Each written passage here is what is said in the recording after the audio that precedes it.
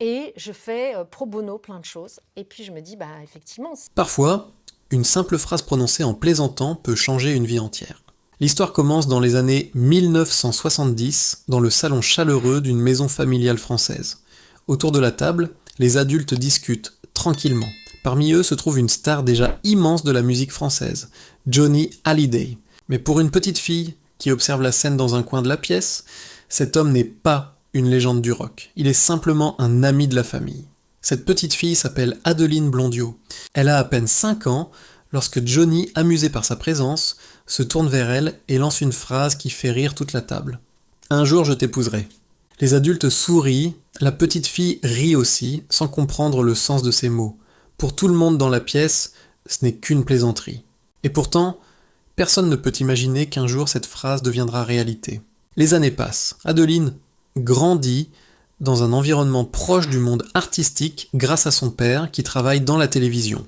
Peu à peu, elle se fait remarquer pour sa beauté et commence à apparaître à l'écran. Pendant ce temps, Johnny Hallyday devient encore plus célèbre. Ses concerts remplissent des stades et son nom devient celui d'une véritable légende vivante en France. Malgré cette célébrité immense, Johnny reste proche de la famille Blondiot. Mais à la fin des années 1980, quelque chose change. La petite fille qu'il connaissait autrefois est devenue une jeune femme.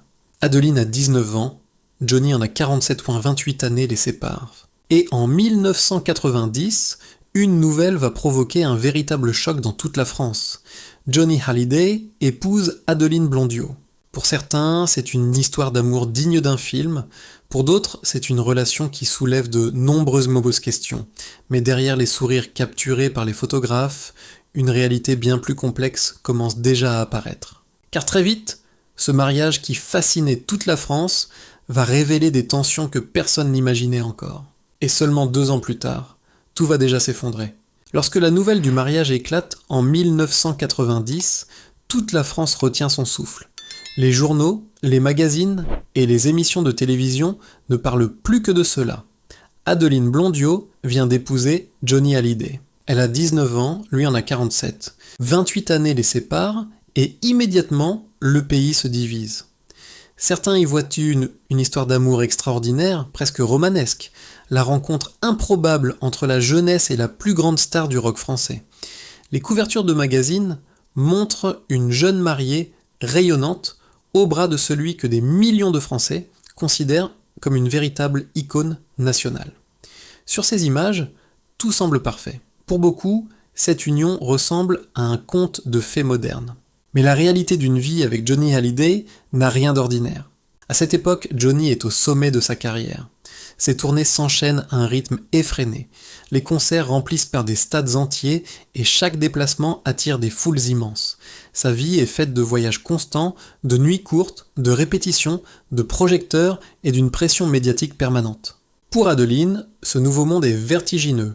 Quelques mois auparavant, elle menait encore la vie d'une jeune femme qui découvrait à peine sa carrière et son indépendance. Désormais, elle se retrouve plongée au cœur d'un univers dominé par la célébrité, les excès et l'attention constante des médias. Chaque apparition publique du couple devient un événement. Les photographes suivent leurs moindres gestes, les journalistes analysent chaque détail de leur relation et les rumeurs circulent sans cesse. Dans ce tourbillon médiatique, une chose passe presque inaperçue, la voix d'Adeline. Car vivre auprès de Johnny Hallyday signifie aussi vivre dans son ombre. Partout où il passe, l'attention se tourne naturellement vers lui. Pour les Français, il est bien plus qu'un chanteur. Il est une légende vivante, un monument de la culture populaire. Dans un tel univers, trouver sa propre place devient extrêmement difficile. Très vite, les différences entre leurs 2 mondes apparaissent clairement. Johnny est habitué à une existence intense, faite de décisions rapides, de nuits sans fin et d'une liberté presque totale. Adeline, elle, est encore en train de découvrir qui elle est et ce qu'elle veut réellement pour sa vie. Entre eux, l'écart n'est pas seulement une question d'âge, c'est aussi un écart d'expérience, de rythme de vie et de pouvoir. Au fil des mois, la pression devient de plus en plus forte. Chaque sortie attire les paparazzis. Chaque rumeur devient un titre de magazine. La relation qui semblait si romantique commence peu à peu à se transformer en tempête médiatique. Et pendant que la France observe ce mariage comme un spectacle fascinant, quelque chose commence à se fissurer derrière les portes closes de leur vie privée. Car seulement 2 ans après ce mariage qui avait fait rêver tout un pays, une nouvelle va tomber comme un choc. Adeline Blondiot demande le divorce. Pour le public, la question est immédiate. Comment une jeune femme peut-elle quitter l'homme le plus célèbre de France ? Mais la véritable question est peut-être ailleurs. Que s'est-il réellement passé pendant ces 2 années de mariage ? Et pourquoi, malgré cette rupture, l'histoire entre Adeline Blondiot et Johnny Hallyday est-elle loin d'être terminée ? Car ce que personne n'imagine encore à ce moment-là, c'est que leur relation va connaître un retournement aussi inattendu qu'incompréhensible. Lorsque la nouvelle du divorce tombe en 1992, la réaction du public est immédiate. Dans toute la France, beaucoup restent stupéfaits. Comment une jeune femme de seulement 21 ans peut-elle quitter l'homme que des millions de personnes considèrent comme une légende vivante ? Pour une grande partie du public, vivre aux côtés de Johnny Hallyday représente un rêve inaccessible. Abandonner cette vie, faite de célébrité, de luxe et d'admiration semble presque incompréhensible. Mais pour Adeline Blondiot, la situation est différente.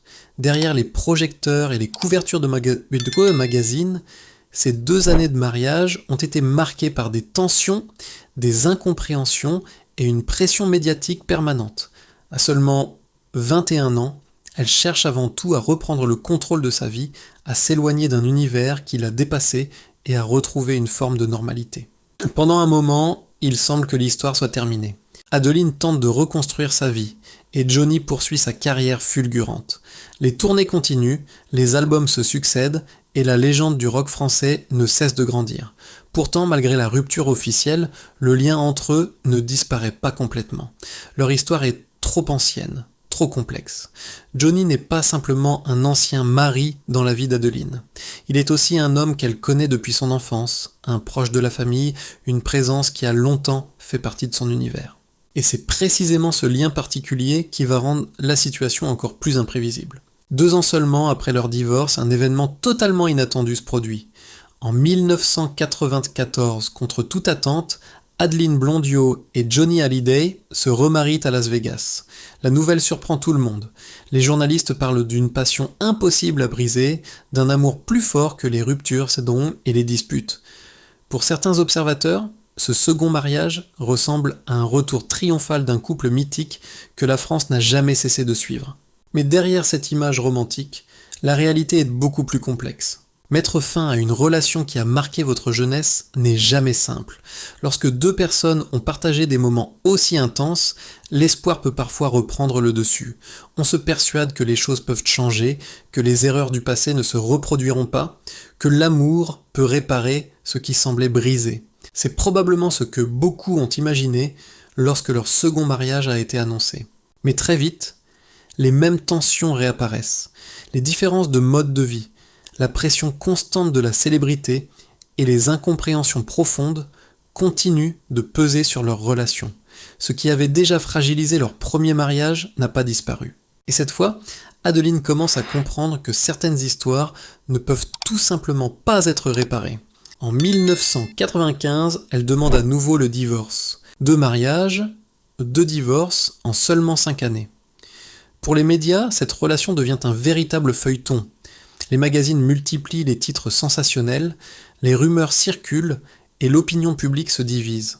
Certains parlent d'une tragédie sentimentale, d'autres évoquent une relation toxique dont personne ne comprend réellement les mécanismes, mais derrière ce spectacle médiatique, il y a surtout une jeune femme qui tente de se libérer d'une relation qui l'a profondément marquée.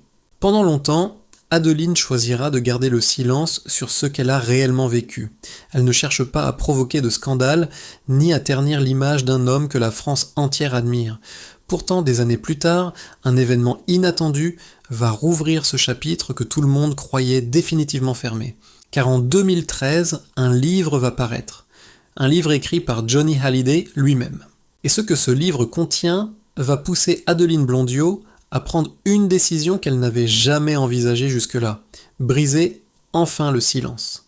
Après leur second divorce au milieu des années 1990, le temps semble peu à peu éloigner Adeline Blondiot de l'ombre immense de Johnny Hallyday. La tempête médiatique finit par se calmer. Les magazines trouvent d'autres histoires, d'autres scandales, d'autres visages à mettre en couverture.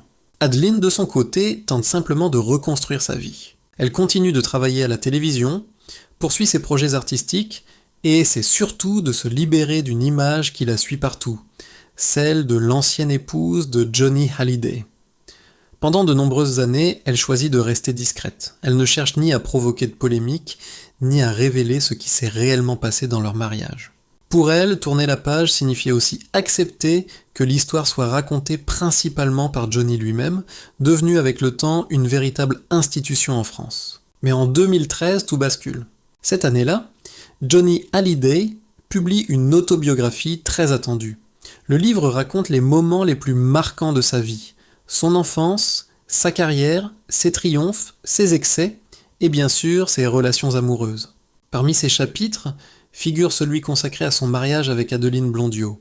Très vite, certains passages attirent l'attention des journalistes. Johnny y décrit une relation conflictuelle et dresse d'Adeline un portrait particulièrement dur. Il la présente comme instable, colérique et évoque même une supposée infidélité. Lorsque ces extraits commencent à circuler dans les médias, l'effet est immédiat. Pour Adeline, c'est un choc. Pendant près de 20 ans, elle avait choisi de garder le silence, malgré les blessures et les souvenirs douloureux. Elle avait accepté de ne pas raconter sa version de l'histoire, pensant que le temps finirait par effacer les polémiques. Mais voir ces accusations imprimées dans un livre diffusé dans toute la France change complètement la situation. Cette fois, elle décide qu'elle ne peut plus se taire. En 2015, Adeline Blondiot prend une décision qui va à nouveau attirer l'attention des médias. Elle attaque Johnny Hallyday en justice pour diffamation.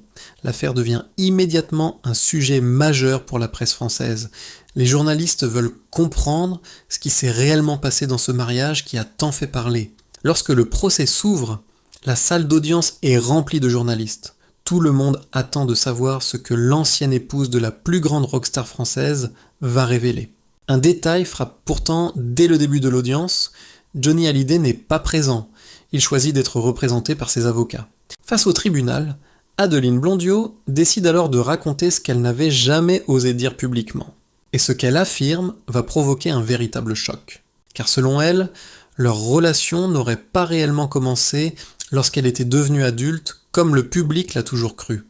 Elle explique qu'elle se trouvait déjà dans une position particulièrement vulnérable lorsqu'elle est entrée dans cette relation. Ces déclarations bouleversent l'atmosphère du procès et déclenchent immédiatement une nouvelle vague de débats dans les médias. Mais un obstacle juridique apparaît rapidement. Les faits évoqués remontent à plusieurs décennies et sont désormais prescrits. Autrement dit, aucune poursuite pénale ne peut être engagée pour ces événements. Le tribunal se prononce uniquement sur la question de la diffamation. Et finalement, la justice donne partiellement raison à Adeline. Pour elle, cette victoire reste symbolique. La justice ne pourra jamais trancher le cœur de l'affaire, ni répondre à toutes les questions que cette histoire soulève encore. Mais malgré tout, ce procès marque un tournant important. Après plus de 30 ans de silence, Adeline Blondiot a enfin repris la parole et récupéré le contrôle de son propre récit. Pourtant, si cette étape lui permet de se libérer d'une partie du passé, un autre combat beaucoup plus intime l'attend encore, celui de sa propre reconstruction. Et c'est précisément ce chemin inattendu qui va transformer profondément le reste de sa vie. Après le procès de 2015, une chose devient claire pour Adeline Blondiot. Raconter son histoire publiquement ne suffit pas à guérir les blessures du passé. Certes, elle a enfin repris la parole. Elle a défendu sa version des faits. Mais certaines cicatrices ne disparaissent pas simplement parce qu'elles ont été racontées devant un tribunal. Pendant longtemps, Adeline a vécu avec un poids invisible. Un mélange de confusion, de colère et parfois même de culpabilité. Beaucoup de personnes qui traversent des relations complexes connaissent ce sentiment, celui d'avoir été emportée dans une histoire trop grande pour soi. Peu à peu, elle comprend qu'elle doit transformer cette douleur en quelque chose de différent. C'est à ce moment-là qu'elle prend une décision importante. S'éloigner progressivement du monde du spectacle. Ce milieu, qui l'avait autrefois attiré, lui rappelle aussi les pressions constantes, les jugements publics et les années passées sous le regard impitoyable des médias. Quitter cet univers n'est pas une décision facile. Cela signifie abandonner une partie de sa carrière et de sa visibilité. Mais pour Adeline, ce choix marque surtout le début d'un nouveau chemin. Un chemin inattendu. Elle découvre alors une discipline qui va profondément transformer sa manière de voir la vie. La sophrologie. Cette pratique, qui combine respiration, relaxation et travail mental, devient d'abord pour elle un moyen de retrouver un équilibre intérieur. Après des années à enfouir ses émotions, elle apprend peu à peu à les comprendre et à les apprivoiser. Avec le temps, ce qui n'était au départ qu'une démarche personnelle devient une véritable vocation. Adeline décide de se former sérieusement et devient sophrologue. Elle commence à accompagner des personnes confrontées à des moments difficiles, stress intense, traumatisme, rupture, crise de vie. Son propre parcours lui donne une sensibilité particulière pour comprendre les blessures des autres. Pour beaucoup de ceux qui la rencontrent aujourd'hui, elle n'est plus l'ancienne épouse de Johnny Hallyday. Elle est une femme qui écoute, qui conseille et qui aide les autres à retrouver un équilibre. Mais la vie réserve encore une épreuve inattendue. En décembre 2017, la France entière est bouleversée par une nouvelle qui domine tous les médias. Johnny Hallyday est mort. Sa disparition provoque une émotion immense dans tout le pays. Des millions de fans pleurent celui qui a marqué plusieurs générations. Les chaînes de télévision diffusent quand ses concerts, les radios passent ses chansons en boucle et les hommages se multiplient. Lorsque la nouvelle parvient à Adeline, les sentiments qui la traversent sont beaucoup plus complexes. Johnny n'était pas seulement une célébrité dans sa vie.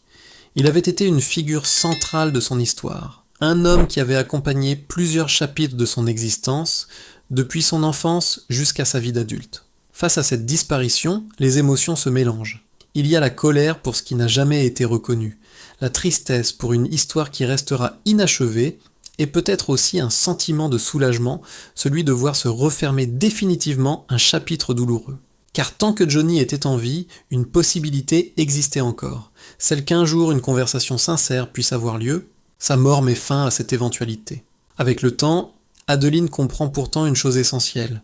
Pour avancer, elle n'a pas besoin de l'absolution de Johnny, ni de la reconnaissance du public. Le véritable pardon qu'elle doit obtenir est celui qu'elle doit s'accorder à elle-même. Cette prise de conscience marque le début d'un nouveau chapitre dans sa vie, un chapitre plus calme, plus intime, dans lequel elle décide enfin de vivre selon ses propres règles.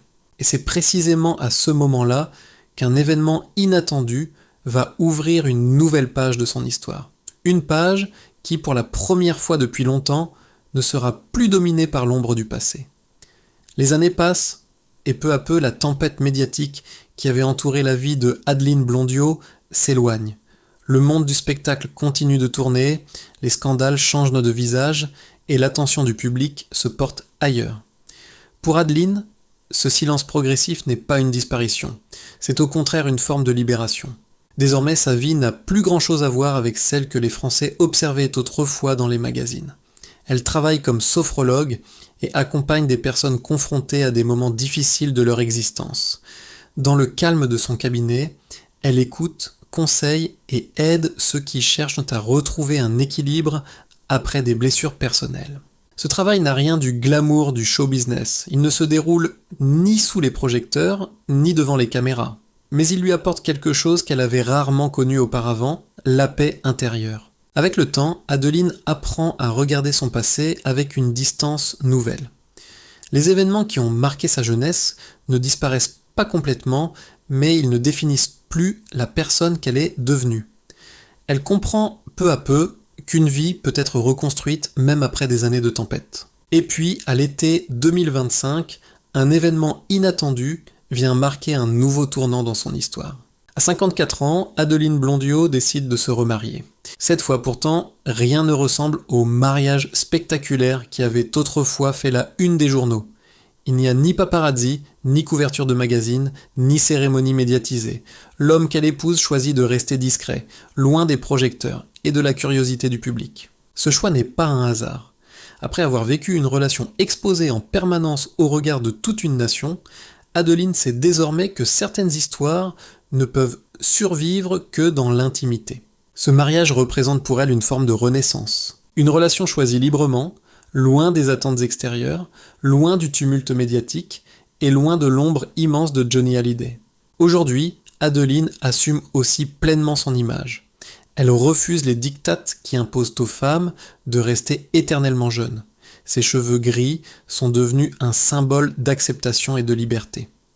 Sur les réseaux sociaux, certains admirent vraiment son courage et la considèrent comme une source d'inspiration. D'autres continuent de la critiquer. Mais pour la première fois depuis longtemps, ses jugements semblent ne plus avoir de pouvoir sur elle. Car après toutes ces années, Adeline Blondiau a compris une chose essentielle. La véritable liberté ne vient pas de l'approbation des autres, mais de la capacité à reprendre le contrôle de sa propre histoire. Son parcours reste pourtant entouré de nombreuses questions. Était-elle simplement une jeune femme emportée dans une relation trop grande pour elle, ou cette histoire avec Johnny Hallyday cache-t-elle encore des vérités que le public ne connaîtra peut-être jamais complètement? Et vous, qu'en pensez-vous? Pensez-vous qu'Adeline Blondiau a eu raison de briser le silence après tant d'années, ou aurait-elle dû laisser le passé derrière elle? Dites-le nous dans les commentaires. Si cette histoire vous a touché ou fait réfléchir, n'oubliez pas de laisser un like, de partager la vidéo et de vous abonner à la chaîne pour découvrir d'autres récits fascinants sur les coulisses parfois méconnues des grandes figures publiques.